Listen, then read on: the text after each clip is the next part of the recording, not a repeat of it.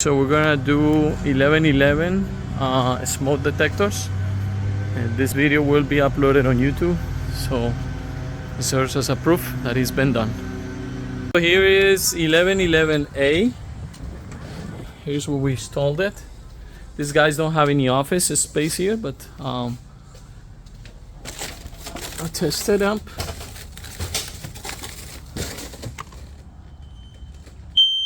There you go. 1111B, that also has been installed. Let me test it real quick.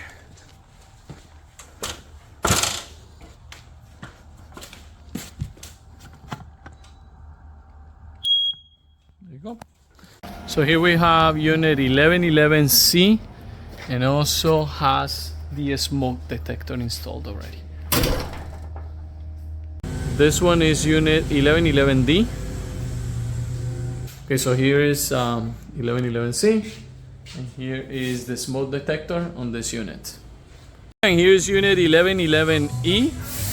Here is the smoke detector.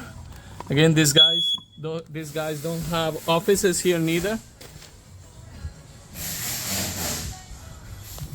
That concludes all the units. Thank you.